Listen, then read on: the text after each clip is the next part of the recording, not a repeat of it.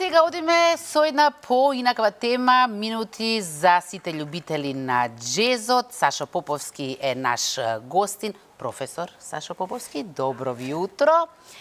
И долго време го чекав ова да го кажам во етер. Добро утро, джезери! Сашо, какви им се утрата на джезерите и поважно, кога им се утрата на джезерите? Обични, претпоставувам обични, почнуваат исто со кафе, како на сите луѓе. Така, да. И со музика. И со многу обврски. И со многу обврски. Суза, повели. Инаку искрен морам да ти кажам дека во овие джезерски минути кои што верувам дека ќе им бидат освежување на нашите гледачи, имаме промоција на албум кој што доби 5 звезди. Еден престижен француски медиум. И во септември ја доживеа светската премиера, за вчера вечер или вчера вечер? На 20. Да, за вчера вечер ја доживеа македонската премиера. Одлично, Сузе, сето ова ќе го зборувате по рекламите. Така е. Можеме да одиме со реклами и веднаш потоа одиме со минути за джезот во македонски рамки. Како што кажа Искра пред рекламите, добро утро джезери, добро утро официјално и за нашиот гостин, професор, композитор, джез артист и директор на Jazz Factory фестивалот во Битола, кој што во 2024 ќе го доживее 7-то или 8-то издание, така нели? 7-то издание. Добро утро на вашите гледачи. Ви благодарам за поканата. Навистина секогаш се осеќам природно и пријатно кај вас. Така. Мене ми е секогаш опуштен разговорот со луѓето кои што го имаат джезот за една од првите 3 битни работи во животот, заради тоа што вие ја имате таа некоја опуштеност и подготвеност да импровизирате во секој момент од разговорот, од животот, од денот, дали заради тоа што джезот се базира на импровизација, така нели? Така, джезот во самиот корен или во својот настанок е импровизација. Така да и главната движечка сила во джезот е дека треба да се импровизира и треба да се создава, да се креира уметност. Да свириш по ноти ако не знаеш да импровизираш, што би се рекло, така нели? Треба да знае човек да свири по ноти, ќе си го олесни животот. Да. Но идејата е да се создава и да се креира уметност во единица време, значи во моментот кога се свири. Така да тоа е еден како се вели бара највисок степен на подготвеност, не само техничка, туку и ментална. Така да ете, за некој е интересен, убав е джезот, некој не може да го слушат и така, но има различни стилови на джез, доволно е човек да почне да истражува, да стане љубопитен за оваа музика и сигурно дека ќе најде нешто што ќе му се допадне во цела таа уметност наречена джез музика. Искра, јас би им препорачала на нашите гледачи без разлика што се една повозрасна публика која нас редовно не следи секое утро, особено на нашиот Тале кој што секогаш апелира да слушаме македонска музика, да слуша македонски джез, би му препорачала, бидејќи Тале очигледно се разбира во музика. Джезот опушта, смирува и не поттикнува да си создаваме свој свет, без оглед на тоа какво е нашето секојдневие, така нели? Да, не знам колку Искра слуша джез, ама ако имаш подоцна нешто... Ако слуша Тале, ќе слушам јас. Ќе слушаш, па, фала Богу, се разбира. Степс е 6-тиот албум, кој што го најавува пак 7-миот, кој што ќе излезе до година на пролет во 2024-та, секоја чест, значи на вистина неуморен. Многу имиња кои што се би рекла представуваат нешто во светот на джезот, не само во нашиве краишта, туку соработуваш и со луѓе кои што се нешто веќе во светот. Како се поврзувате вие джезерите, бидејќи малку сте вака, во секоја земја сте малку, ама пак сте како диаманти и успевате да направите нешто добро кое еве заслужено добива 5 звезди од едно престижно француско име. Така. Најнапред благодарам за комплиментите. Така е, не сме многу, нели, кога би живееле во некакви други средини, како Њујорк или не знам, како Бостон, сигурно дека бројот на уметници и на музичари е многу поголем и бројот на соработници е многу поголем. Тука кај нас, што се, како да кажеме, на една рака се бројат луѓето, така да, ако погледнете имена, има нели од Македонија, тоа е моето стандардно трио, Виктор Филиповски и Иван Бејков, контрабас и тапани, со кои што ние од 2017-16 активно работиме. Издадовме претходно уште еден албум, Волен Ленд, за етикетата на Скопскиот джез фестивал. Тој беше нашиот 5-ти албум. И има гости музичари на ова издание, Васил Хаджимаров на пијано, Оливија Самуљан од Франција на виола, Кирил Кузманов флейта, саксофон, Радко Александар Секуловски, нашиот канаѓанец на конги, и Радко Даутовски свиреше традиционални перкусии, така да малку е шаренолико изданието. Сакавме покрај базичната формација трио да внесиме малце повеќе колорит во композициите. Инаку композициите се мои авторски, јас ги напишав во периодот на ковид, кога бевме затворени дома и кога имавме многу време да размислуваме и да фантазираме. Ти беше ли некоја олеснителна околност со тоа што целиот свет бевме повлечени во изолација, кај многумина инспирацијата проработе, ама кај многумина некако доживеавме блокада, меѓу тие се гледам јас себе си, бидејќи јас немав тогаш инспирација да творам за убави нешта. Па тогаш застанаа концертните настапи, нели? И тие, например, што се организира концертни настапи, јас за среќа имав два фестивали кои што ги освирив, едниот во Русија, едниот во Србија, кои што беа приордери и ги снимавме во студио во Скопје и ги спреќавме материјалите и тој беше еден начин да се настапи на таков фестивал. Другото време беше време затворен човек со самиот себе си. Пак ќе кажам, имавме многу време ќе најде начин да фантазираме. Јас сум како се вели, живеевме неубав период како општество, но како поединци, еве јас за среќа најдов време да напишам нови композиции, да ги снимиме. Инаку албумот е снимен на 17 и 18 јануари 22, Ален Хаджи Стефанов, огромна благодарност до него го сними. Мастерот е направен декември 22, Ангел Ќосев студиото Подрумот и доста ни помогна Тони Китановски, како и секогаш, за она како да изгледа музичката слика во албумот. Инаку дизајнот и илустрациите се на Даниел Ѓурчиновски, мојот соработник веќе долги години. Албумот ќе излези во издание од 500 дискови, напечатен е во Франција, за издавачката која Арт Мелодис од Франција, ќе кажам збор два за нив. И една новина е што на пролет 24 ќе имаме лимитирано винил издание од 200 винили, па така после нова година ќе пуштиме винилите во приордер, нели, љубителите на тој носач на звук да си ги резервираат, така да ќе има и 200 винили. Така. Колку е џезот разбран во македонски рамки? Колку луѓе го консумираат? Не можам да ви кажам точно некаква бројка. Добро е што имаме неколку радија кои што пуштаат исклучиво македонска, само Мака радио пушта само македонска музика, каде што има плейлисти на џез уметници. Тука ни е Џез ФМ радиото, на Ален радиото, кое што пушта џез музика константно секој ден, така да има радија како медиуми, можеби немаме емисии, ТВ емисии или радио емисии во кои што би се представувале артистите, би рекол емисии кои што би биле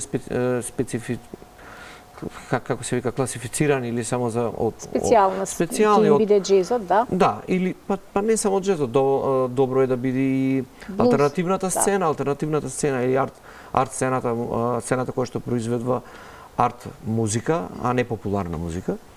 Тоа би било добро, но за среќа ние со овај албум Арт Мелодис, главен дистрибутер се вика во Франција Бафан, кој што го преплави дигиталниот простор, и нашиот албум Steps многу високо котира на плейлистите во Apple Music и Spotify, така да јас сум среќен затоа што глобално во светски рамки албумот врви многу, поминува многу добро.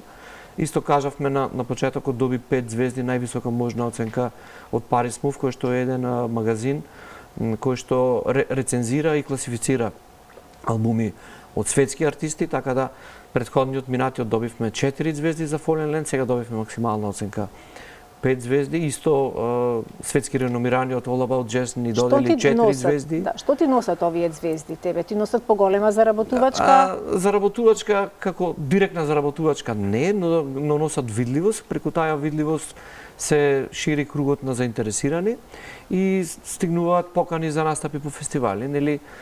Пак ќе кажам, тоа не е директна заработувачка, но сега сепак се шири пазарот, да. Така, бидејќи нашата македонска пред се џез сцена е толку невидлива за светски рамки, за европски рамки, и ние се уште сме многу назад во однос на високо развиените земји, но сме многу назад и во однос на земјите од регионот, што е апсурд.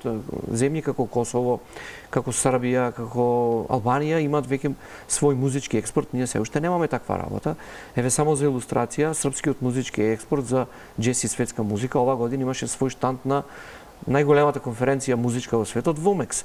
Ние се уште немаме ни формирано. Не знаеме што е Вомекс. Да, не знаеме и како се вели, парите кои што се даваат државата, кои што ги дава парите пред се преку Министерството за култура завршуваат на некакви чудни адреси, а истите тие пари можеме да ги искористиме да формираме еден македонски музички експорт кој што многу полесно, многу побезболно ќе биде и ќе биде поубаво и за двете страни, и за артистите, и за Министерството, и за државата, затоа што ќе имаме, ќе знаеме каде едноставно ги трошиме парите, но еве, за жал се уште нема слух за ваква работа, еве јас упорно треба погласно веројатно и почесто да говориме упорно, за ова. ова. Последните 5-6 години зборувам дека треба да се формира еден таков македонски музички експорт, но се уште не најдува на слух.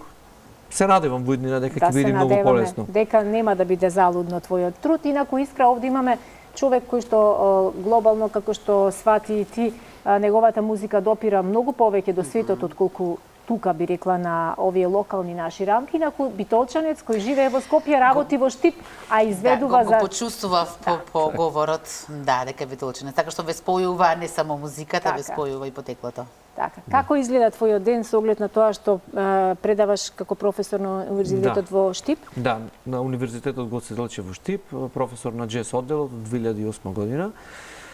Па, Скопје и Бркутницата, како имаме доста време за да излеземе од Скопје и потоа патот до Штип, така да секој ден по час и половина во еден правец до Штип и назад. Во моето детство важеше за едно место каде што имаше многу рок бендови, многу рок музичари. Има ли сега, благодарение на твојот оддел, има ли доста млади луѓе кои што прават пат да те наследат тебе? Да. Мислам дека мое лично мислење е дека Штип со отворањето на УГД, со универзитетот едноставно се разви многу, се разви и дел од културата, нели, повторно почна да работи джез фестивалот Стиво Штип во Дом на млади, точно така беше во мирување. Едноставно се направи една критична маса која што продуцира и свири джез импровизирана музика, се свири доста джез и по локалните клубови, така да студентите и младите имаат каде да настапуваат, што еве не би ја нарекол експанзија, но се движи по една нагорна линија и мислам дека квалитетот на живеењето и културното живење во Штип сега е на многу повисоко ниво пред се со отворањето на УГД Штип. Браво. Рековме дека во септември албумот Степс доживеа светска премиера, завчера доживеа македонска премиера во аудиокултура. Како поминавте? Одлично, поминавме одлично, во круг на пријатели, во круг на поддржувачи. Голема благодарност до Љупчо Јолевски кој што така ја отвори ова промоција, слушачка промоција беше пред се и планирана е околу Нова година да имаме и еден концертен настап за повторно, нели, не би нарекол промоција, едноставно свирење на дискот. Така, а инаку за следна година планирани се 8 концерти по центрите за култура и културните домови низ Македонија за промоција на CD-то и неколку интернационални фестивали. Имаме 2 во Србија, од кој едниот е многу голем джез фестивал. Потоа крајот на август ќе одиме во Италија, во Реджо Калабрија на еден топ од 5 джез фестивали во Италија. Септември сме во Полска со 7 концерти, во Варшава и во Краков и крајот на април, почетокот на април-мај треба да бидеме во Шпанија едно 10 дена, така да ќе имаме неколку концерти. Браво. А ќе има уште. Тешко. Па не е... Јас ти велам, свири джез, пеј джез, ти сакаш овде да се мачиш. Убаво ми го избегува. Дано, овај мој 6-ти албум и требаше да поминат 4 албуми во кои што со 5-тиот албум тргна мојата, да речам, европска кариера, така да не е толку лесно. Така да, ако се навратам на тие 15 години или 20 поназад, и јас бев така затворен негде. Минатиот албум, односно последниот пред овој албум, кој што исто така го промовиравме телевизиски овде, кумот на албумот беше твоето синче Тео, така нели? Така, за видеоспотот, едната композиција, да, Ком Дипсон, се сеќавам. Ком Дипсон, да, јас мислев дека е некој француски израз, тоа било термин на неговото синче кој така си го зборувало и му паднало идеја на Сашо да ја наслови така композицијата, додека овде имаш вметнато поема за Тео, така нели? Така. Свесен ли е Тео со оглед на тоа што е музички писмен, свири Бах, свири пијано и верувам дека ќе успее да те надмине тебе? Свесен ли е Тео што прави татко му, што музика произведува татко му? Па, Тео е 8 годишно момче, така да не знам, се уште неговата перцепција кулкава е спрема она што јас го правам, но секојдневно во животот Тео е дел од мене и јас гледам тој... И сакаш да те наследи, логично е да сакаш да те наследи тебе. Тоа би било, како се вели, тоа би било моја желба, но јас нема да инсистирам едноставно тој да биде музичар, доколку сака, тој ќе биде негов избор. Но јас, учи во Луи, учи пијано кај професорот Боба Мирковски, така да двајцата се среќни кога имат часови, така да за мене е доволно да биде среќен, ако сака да свири, нека свири, ако неки има и попаметни работи кои што може да ги прави така да. Апсолутно така. Сашо, многу ти благодарам што ова утро направивме една телевизиска промоција на твојот албум. Само кажем уште кратко каде може да го купат сите љубители на оваа музика. Да, може да го купат во Аудиокултура, може да го купат во апотека во МКЦ кај Тошо и во само МК Радио, на тие 3 места во Скопје.